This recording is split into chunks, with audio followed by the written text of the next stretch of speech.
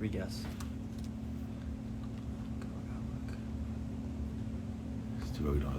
Hey, good morning, everyone. It is Funky Fresh Friday. I have already had our free training. If you joined us, you gotta love it. It was BYOQ. You bring the questions, I bring the answers.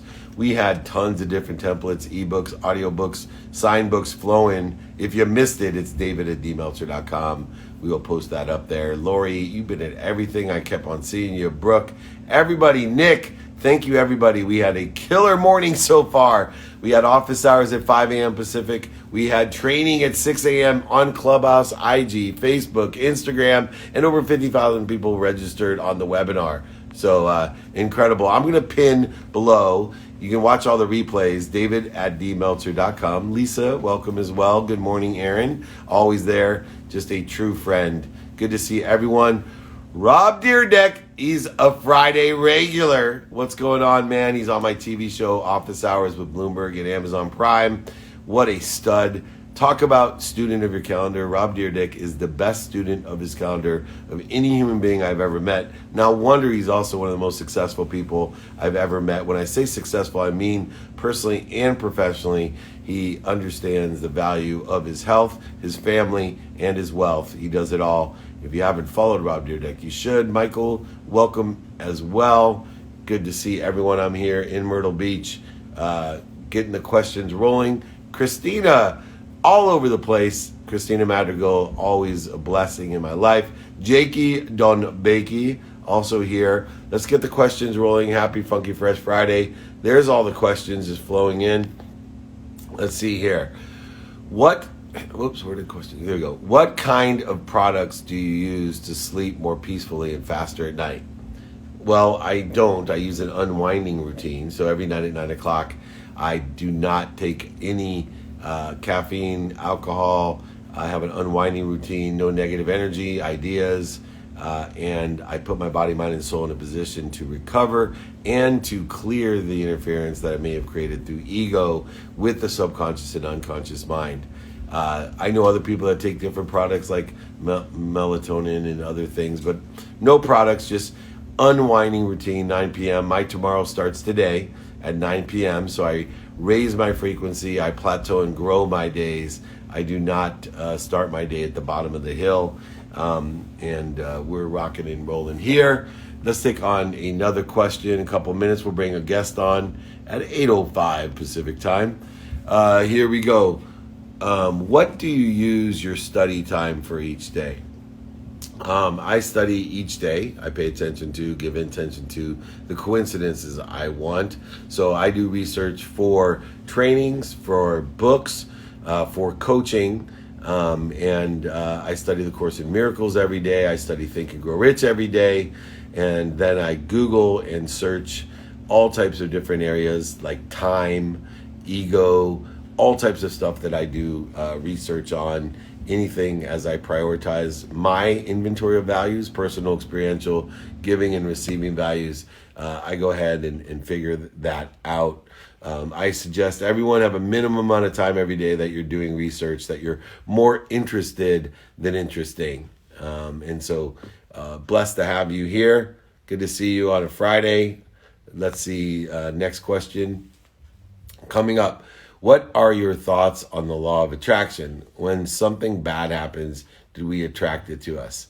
Well, there is no good or bad, first of all, right? So when something happens that we don't expect or anticipate or want, then yes, we've attracted it to ourselves. We've attracted it through our frequency. So what happens is the input that we get consciously goes to our subconscious, which then speaks to our unconscious, which indicates like a beacon, a signal or a frequency that's attracting that. Some of those frequencies are simply from our quantum nature that we have no control of, but we are attracting it. So yes, what did I do to attract it to myself? On Brittany Barnett, founder of the Buried Alive Project, which is like super cool. And we have a memoir releasing. There she is. Good morning, Brittany. Good morning. How are you? I'm wonderful. Well, awesome. Tell me about your big premiere here. I'm turning up my volume. Give me a second. Give me a little bit of background on these memoirs. Yeah, so my memoir is out, A Knock at Midnight, a story of hope, justice, and freedom. And I'm so excited because the paperback version will be released on August the 3rd with a brand new cover. And the cover is just so near and dear to my heart. It's a photo of my clients who I was able to help get out of prison under President Obama, and to have her and her daughter on the cover, I'm just super excited about it. Well, that type of justice is needed. Obviously, there's a difference between justice, fairness, and the law. And you, obviously, as an attorney, know that difference. And both of us, I'm a recovering lawyer. So, there's a lot of people that systematically have not been treated fairly. Right. And justice has not served the way that it should. And it takes great freedom fighters like yourself, great lawyers to do that. But we also have a responsibility to raise awareness so that we can fix the system. And I think that holds true for you. There's so many different options and opportunities that you could have, taking your time, your attention, your resources and applying it to help other people. What motivated you or inspired you to look at the bigger picture and not just worry about yourself? I grew up in rural East Texas, small town country girl, and had a very happy childhood.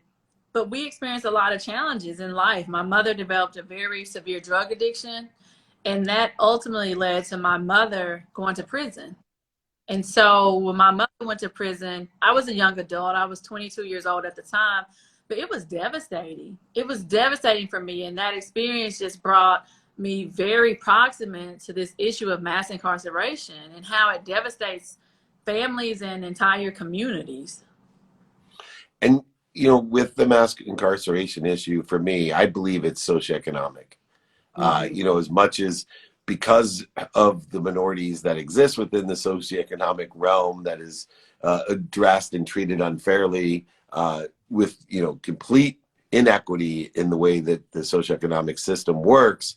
Do you, through all your experiences, feel that we have a greater socioeconomic issue, or it's still a racial issue, or is the racism intertwined with the socioeconomic issue that we're facing? I think it's all right. It's all together. It's both of them. I think it's such a multidimensional issue that we can't silo one over the other, but we also can't ignore the truth, which is it disproportionately impacts people of color, whether it's racial, whether it's socio-economical, it's still disproportionately impacting people of color. And that, in and of itself is a great problem. All of the work that I do is on the federal level. So I work through my nonprofit, the Buried Alive Project. We provide pro bono legal representation for people who are buried alive under these draconian drug laws. And we've helped free over 50 people who were serving life without parole sentences for nonviolent federal drug offenses. And I'm really proud of the work we've done, but we have so much more work to do. And unfortunately, 70% of people in prison for drugs in the federal system are people of color. Yeah, and a huge percentage of people that are in prison for drugs now that are legal in some Right. states, which is, to me, I always say there's no morality in drug usage or possession. Right. There is morality to me in drug distribution, but in possession and usage, it to me is not a matter of morality.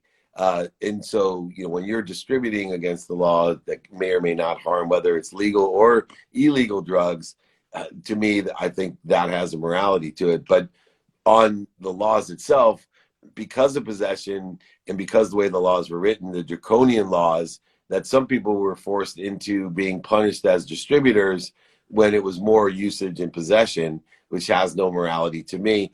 But how are women specifically affected? Because I know you obviously protect the rights from your own history and represent, women. What are some of the critical issues that we may not be aware of, or if we are, that you're trying to address? That is such a question because this country is experiencing mass incarceration. We incarcerate more people than any other country in the world. And what a lot of people don't know is that women are the fastest growing incarcerated population. Texas, where I live, Texas incarcerates more women by sheer number than any other state in the country. And nearly 81% of those women are mothers. And so there is this huge critical issue here of women in prison, maternal incarceration, and how we can help to prevent a future generation of women and girls from entering the criminal legal system. And as you mentioned, these issues they're much bigger than the law. 100% of the women that we've touched through another nonprofit I have called Girls Embracing Mothers, 100% of those women have been touched and impacted in some type of way by trauma throughout their lives. And so there's much deeper issues here as it relates to women who are in prison. And it's something that I am really working to push to the forefront. And as I talk about in my book a lot with the story of Sharonda Jones, who was a mother with an 8-year-old daughter. And this is not saying you sell drugs, it's a get out of jail free card. Selling drugs is a crime. There are consequences that come from that crime. But none of my clients should have been sentenced to spend the rest of their natural lives in prison. And so I've been very fortunate, to work across administrations through President Obama, through President Trump. I've had clients who were granted presidential clemency by both of them. And, we really have to look at this issue as a people issue. And how much does it cost to incarcerate someone for their life? The costs are insurmountable. It just depends on the federal or the state. The real cost is the human toll that it takes on not only the incarcerated person and their family, but the society as a whole. There is so much brilliance behind bars.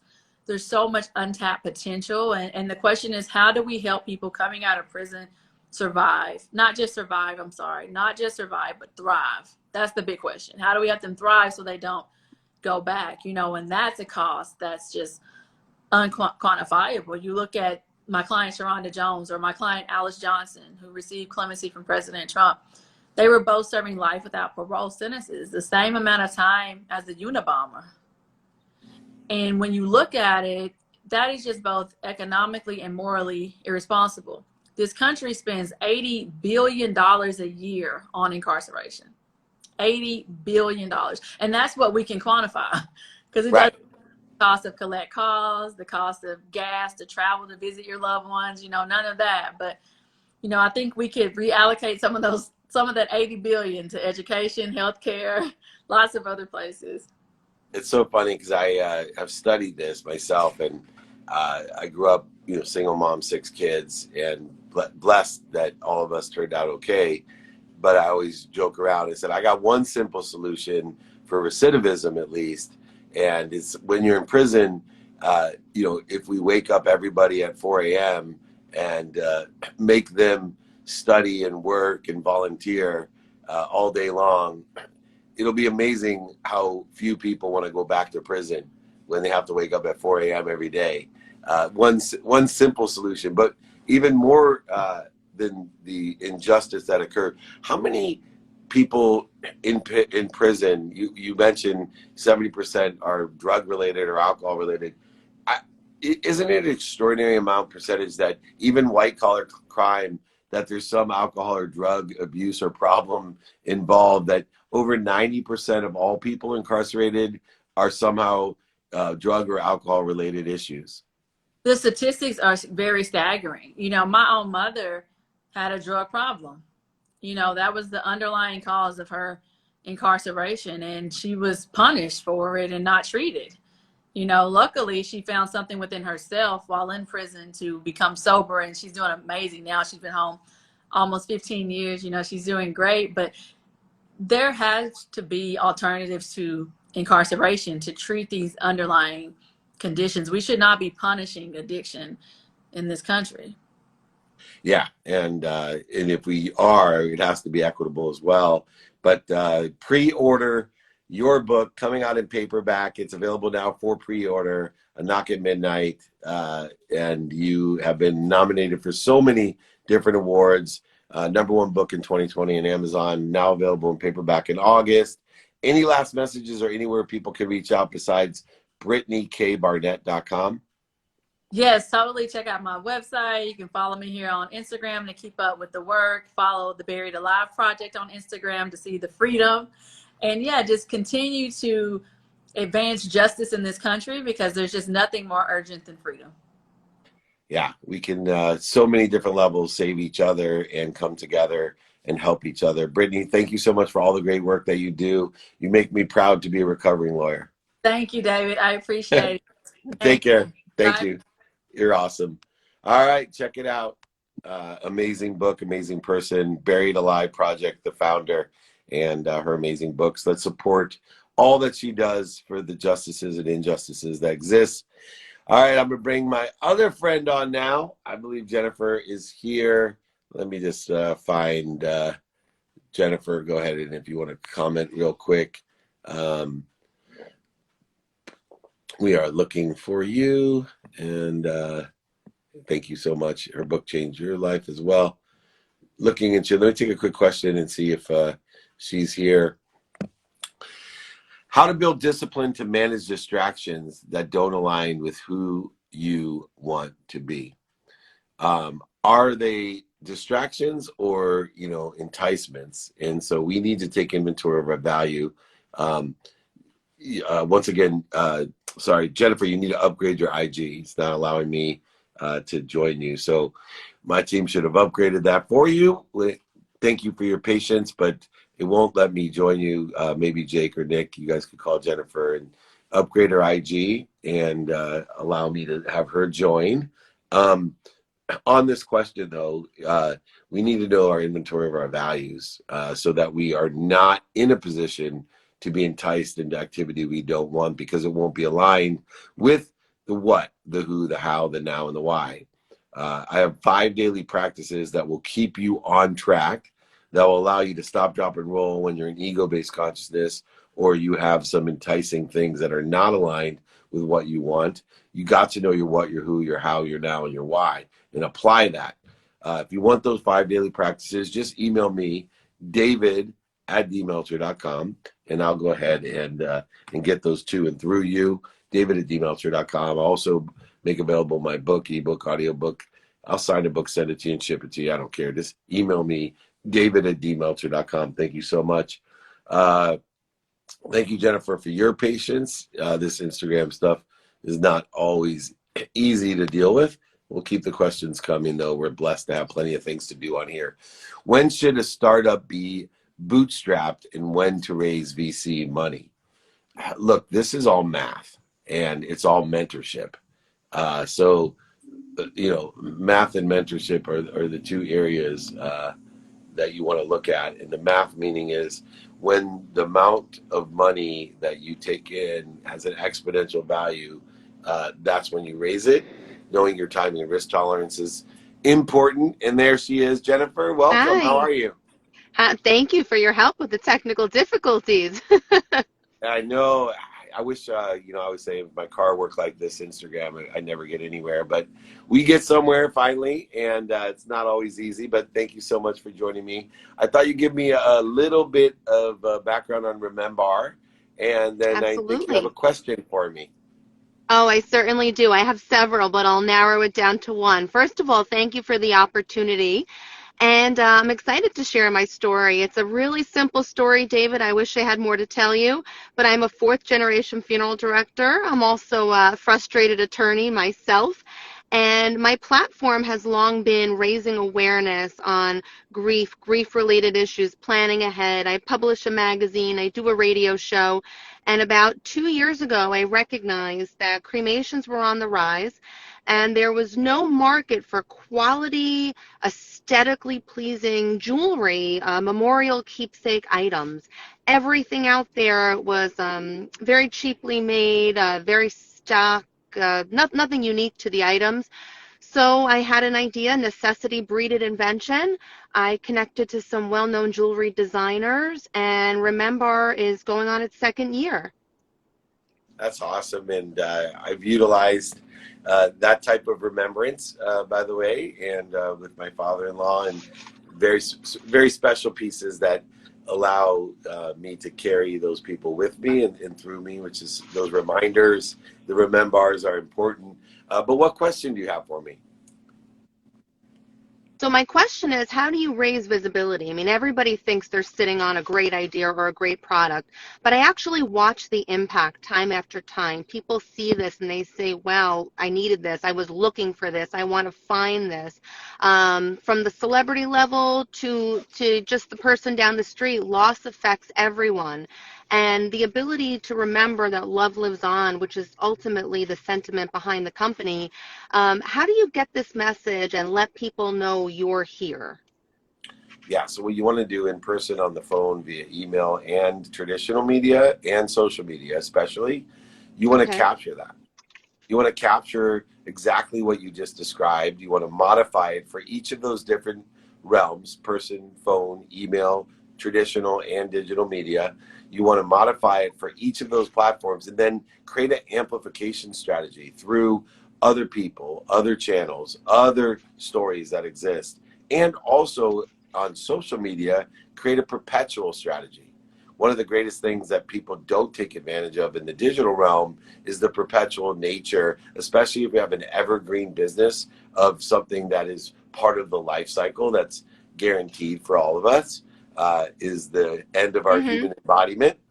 So you have, next to taxes, a very good business to be in, as you know, much better than being a lawyer. And more importantly, the perpetual nature and messaging and communication and branding of your business, of allowing you that embodiment to transcend time, for generational remembrance, as well as emotional attachment through the beautification in jewelry. So what you have to do is create these strategies, what I call the stage theory, which actually Shakespeare created when he stated, the whole world is your stage. When you have a credible and emotionally attaching business like your own, you need to capture more of it. You have to capture the sentiment, the jewelry of celebrities, athletes, entertainers, billionaires, millionaires, entrepreneurs, anyone out there, and create different content that shows with music and editing, this beautiful opportunity to transcend time and to have this remember and create that viral content that not only allows you to capture, modify, but amplify it to the billions of people that you're blessed. I don't have Not everyone on earth is a potential client of mine, but everyone on earth is a potential client of yours. That's a huge business. You need to learn to capture, modify, amplify, and perpetuate content that is aligned with what you do, and you'll explode even bigger than you are right now. Does that sound fair? Sounds more than fair. I appreciate the advice and sound advice for sure. You're awesome. Have a wonderful weekend. I'm going to Thank check out you. more. Unfortunately, I'm sure I will use you in the future. So thank you so much. Thank you so much, David. Have a great weekend. And it beats being a lawyer, so hang in there. Thanks. I agree. Thank you. Take Bye-bye. care. Bye bye. That's awesome. Bye. What a gem. I love that stuff. We have jewelry and items for family members. So check out Remember. Check out our friend Jennifer Graziano, and it's at Shop Remember. At Shop Remember, remembercollection.com. Nick is here. Hold on. The other Nick. I almost brought in Nick. The other Nick G. Here we go. Nick Gross, the CEO of Gross Labs, Big Noise Music Group. Find your grind. There he is. David, What's what's up, going man? on, Nick? How you doing? Awesome. How are you? Good, man. I'm doing fantastic. Awesome. Well, I love the loyal Laker hat, even though the Clippers are hanging in there. They are hanging in there. I know. Gotta represent where we can. Well, give me a little bit of background on Big Noise Music Group.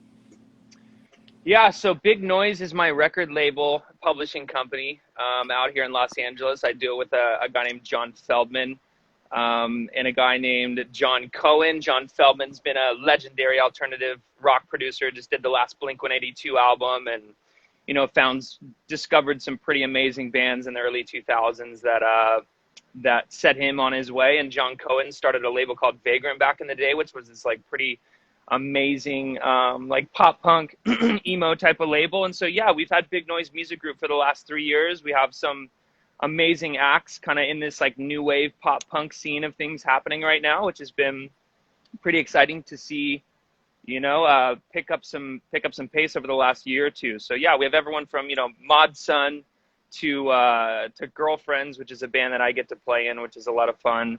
And a lot of amazing acts on the publishing side too. So it's a lot of fun, man. We keep ourselves busy on the music side. Yeah, and you've been a producer of some pretty big names as well throughout your career. What are some of the challenges that people aren't quite aware of that COVID caused you in the music business? Because we talk about, it's easy studios for video, the challenges are more obvious, but music, I don't think the challenges are quite as obvious as in the, video or other type of content. Yeah, definitely. I mean, thankfully, as a label for us, we were able to continue to release music, on the DSPs and on Spotify and Apple, and we were able to kind of have a steady flow of content that was able to come out. Unfortunately, on the live side of things, and probably on the management side of things, the live business is obviously so key to so many, musicians and artists. And so the ability for that not to happen for the last year and a half, I think, was a huge crusher for the overall music industry and for a lot of artists, unfortunately. So the fact that this is all coming back right now is such a positive. And I know so many of my friends and artists who are just so stoked to go on the road. We just announced a tour yesterday that, half the shows sold out in a day. So it's been super exciting to see all of it come back. Yeah, no, I'm blessed to have an office in a studio at SoFi. And oh, cool. One of the first concerts is kind of like a no-name Latin band and like literally sold out in a day. All of wow. 70,000 tickets, right? People are so hungry to be live. But as you know, that doesn't mean the recorded side of things isn't continually, exponentially growing. For those people, especially that can gain awareness, you've been in the business a long time. You work with the biggest names in music. On the marketing side, what are some of the things that you see to build the awareness, because we have such a huge audience that's accessible now? It's not like the old day, Common Sense is playing at Cane's and they're limited to like the San Diego South Mission beach crowd. A band like Common Sense could, reach the world from Japan to Australia to, Thailand, all the way back to South Mission and build a huge audience in the digital realm. Where do you see the opportunity, and how do you raise that awareness to that huge spectrum of people? I think for me, man, it's always just been around consistency and like quantity of content. Of course, the quality of content is always important, but quantity these days with how much is kind of out there to be able to poke through, I think is so important, just to have a consistent flow of stuff releasing, whether it's video stuff or whether it's, music that you're putting out. And yeah, I mean, there's a lot of stuff out there. Song is king, always. Like with us, you can put as much money and as much time and effort into whatever you want, but at the end of the day, if the song isn't a kind of great song, it's hard for that to see the light of day, in my opinion. As even if you try as hard as you can to kind of push it along. So yeah, song is king, and I would just say, like, for us, it's just quantity of stuff. That's so smart, so interesting, because I tell people all the time on the personal brand or the athletic brand or the entrepreneur brands, you got to have, number one, really good content, right? Because it doesn't matter how consistent, persistent you are with your content. But if you do have good to great content, then you got to be consistent with it and have a lot of it. And so many people 100%. are so afraid to, even if they have good stuff, and musicians are even this way, which I understand, like a personal brand, you're afraid to put a lot of it out there and be consistent about it, because you think, everybody in the world is just honing in on David Meltzer's inspirational video. And if you put up too many of them, they're going to get sick of David Meltzer's inspiration. It's like, I tell people all the time, man, until the day comes where like my family and friends are like, please stop. You're doing too much. Until that day comes, I know I haven't even hit the minimum. Yeah, exactly. Right? I know. Hopefully that day never comes. Right, exactly. And it has the sword's cut both ways, because it's so narcissistic to think that people are actually watching all of your stuff. You know what I mean? Like, wait, like I will tell you, it's so funny because there's some times where I'm like, stop saying enjoy the consistent, persistent pursuit of your potential, and then like a business partner of mine or a family member of mine is like, oh my god, I just heard you say the coolest thing, your definition of happiness, and I was like, oh, so after 4 years of saying it 60 times a day, You just figured it out. you just heard, It's you yeah, heard yeah, it, yeah, or you remembered it or something, and it impacted yeah, you. yeah. Um, for That's so that funny. too, on the music side, there's also the crossover because of this digital format. A guy like you has a million followers. And it's not just the music. There's this crossover of Yep. being a personal brand, being able to see video, have conversations that's beyond your quality music, even though you may enjoy playing in your band. This is a big aspect of what you do. Yeah. How do you take advantage of the crossover side of things?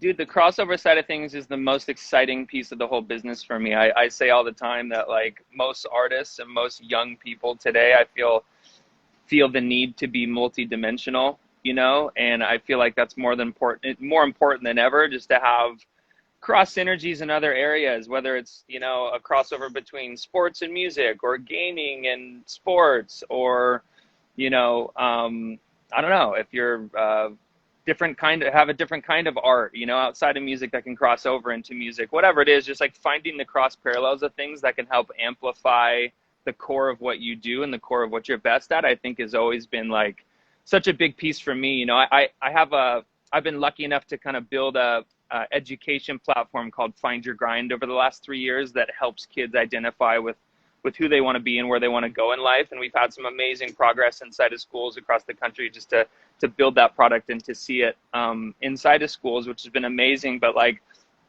the core of that business was built off of live events. So we toured around the country and spoke to kids inside of schools for a period of about 18 months. I lived in a tour bus and woke up at 6 a.m. to start our shows at 7 a.m. where our music shows were like starting at 10 p.m. And I'm like, what's going on? This is like a total switch up. But it was amazing. And we got to build a festival, which then relayed into my music business. And our music business was like, why don't we call this thing, Find Your Grind University Festival, and then start to bring a lot of our artists who are signed to our label to be able to play the festivals. And so that was a cool kind of synergy for me to see, like, we had created these live events on these campuses. We kind of brought in Find Your Grind, our education platform, on top of it. And we were able to kind of start to funnel a lot of the emerging and developing acts that had never performed before in front of 10,000 kids on college campuses and high school campuses, which was great. So always for me, I'm just kind of thinking about like, how else can I cross parallel different things to build a bigger boat? And I think it's so important, man. There's so much cool stuff out there today. It's like, dig into all of it and see what works.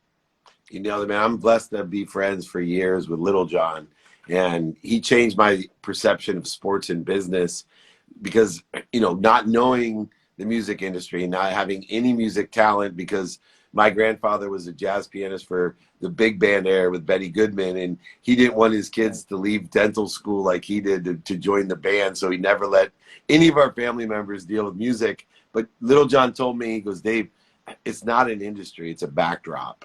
And he said, in fact, sports is the same way. And that, to me, was the catalyst of this crossover perception. Like you, that's my favorite thing. Even the movie Jerry Maguire, which was about Lee Steinberg, the firm I was CEO of. Yep. I tell him, man, Jerry Maguire is not a sports story, right? It's a love story that has sports as a backdrop, and nothing's utilized more than music, literally and physically as a backdrop, but also as a crossover, like you mentioned, for Find the Grind, to allow us to connect emotionally with people to impact their lives. And that's really where I wanted to have you on here, is to thank you for all the impact you're having. Thank you for what you do beyond your multi-talented music profession. You're changing lives by using it as a backdrop to impact those people. And just an extraordinary. Where can people reach out to you? Where should they look? Yeah, definitely. No, I appreciate it, man. I mean, if you guys are, definitely check out findyourgrind.com. Find Your Grind's been just an amazing business to build over the last 3 years. Having a lot of fun doing that. Big Noise Music Group is our record label, and I play in a group called Girlfriends. It's my friend Travis Mills and I. It's a 2-piece band, and we're having a lot of fun here over the last 8 months. Put out our first project, and we're heading out on the road in September. So on the Big Noise tour, which will be Put me fun. on the backstage list, buddy. I want to see you play. Dude, I'm putting you on the bus for like 10 straight days, and we're gonna see if you can make Nice. it through. Let's go. I toured the Jägermeister music tour, so Okay, you're good. oh yeah, I'm fine, man. I sat there. I love it. Count me in. Yeah, I have that's to talk amazing. to my wife, but count me in. Okay, great. I'm hitting you up on that one. Let's go. Right on, brother. Take care. All right, man. Incredible. Have a great night. Take care. Thanks, bro. Good to see you. Thanks, Nick. Bye. Incredible. Nick Gross. Check out findthegrind.com. It's all findyourgrind.com. Nick Gross, fantastic talent in all aspects of music and business and philanthropy. Just the ultimate way to live your life, making money, helping people, and having fun. No better way than music or sports to do that. People loved him, man. There's no doubt. All right, let me take one more question, and then we're on our way here in Myrtle Beach with the Power Home Solar and our friends, Jason Waller. If you're not following him, follow him. Nick Gross, follow him. All of these best peoples that we hear. Quick question. Why do you make your health one of your top priorities? No, it's not one of my top priorities. Sorry. It is my top priority. Minimum of an hour a day on my health. My health is my priority. If you're healthy, you get as many wishes as you want during a day. If you're unhealthy, you only get one wish. Prioritize your health. You can't give what you don't have. And if you're not here, if you're not healthy, you can't give. You got to be healthy. Make it a priority. Take care of yourself so you can take care of others. I want to give a shout out to my friend David Marino, my partner, and his wife Mira. He lost his father-in-law last night or early this morning, and I wanted to send my love to you. As always, be kind to your future self. Do good deeds. We'll see you on Ask Me Anything on Monday. It's Ask Me Anything Mondays. Have a wonderful weekend. We'll be joining JA Worldwide IG Live in a couple moments. Remember, be kind to your future self. Do good deeds. We'll see you later. Thanks. Bye.